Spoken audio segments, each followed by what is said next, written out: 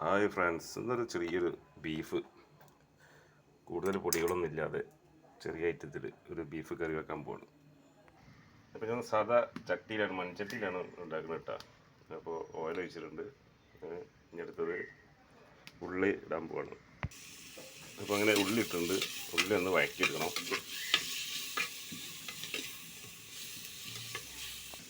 പെട്ടെന്ന് വഴറ്റി കിട്ടാൻ ലേശം ഉപ്പിടും കേട്ടോ.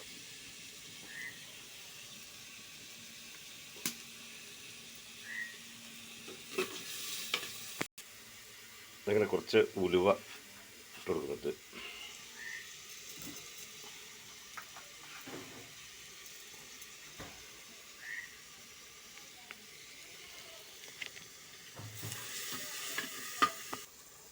കുറച്ച് കറിവേപ്പില.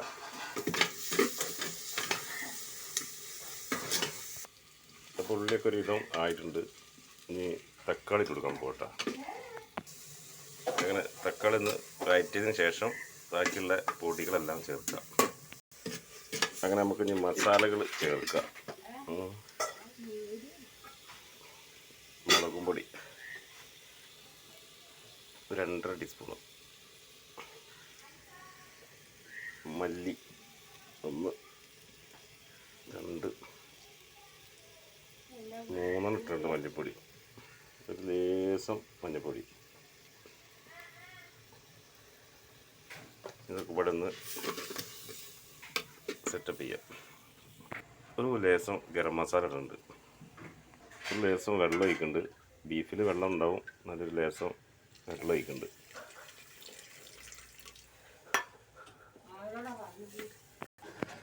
അങ്ങനെ നമ്മൾ ബീഫൊക്കെ ഇവിടെ റെഡി ആയിക്കുന്നത്. ഇനി ഒരൊറ്റ തള തളിച്ച് കഴിഞ്ഞാൽ തുടങ്ങാം. ഉപ്പൊക്കെ ഉണ്ട്, എല്ലാം ക്ലിയറാണ്. അങ്ങനെ നമ്മൾ ബീഫ് ഇടുകയാണ്.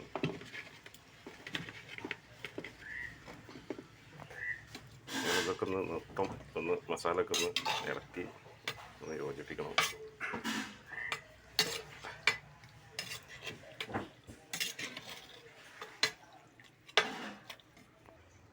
എന്തായാലും ബീഫെന്ന് പോകുമ്പോഴത്തേനേ ഇവളൊന്ന് കുളിപ്പിച്ച് കൊടുക്കാറുണ്ട്. അല്ലെങ്കിൽ അവളിപ്പോൾ തന്നെ ചീത്ത പറയാൻ തുടങ്ങി. അപ്പോൾ അവളൊന്ന് കുളിപ്പിച്ച് കൊടുക്കട്ടെ. അപ്പോൾ നമ്മൾ ബീഫ് റെഡിയാവും. അങ്ങനെ നമ്മളെ ബീഫ് ഏകദേശം നല്ലൊരു സ്റ്റേജിലേക്ക് എത്തി. ഒരു 10 മിനിറ്റ് പാടിയും വെന്താൽ മതി. അങ്ങനെ അപ്പം നമ്മളെ ബീഫ് റെഡി ആയിട്ടുണ്ട്.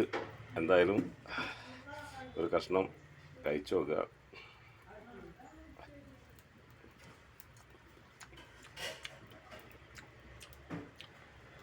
കുഴപ്പമില്ല, ലേശം ഉപ്പിൻ്റെ കുറവുണ്ട്.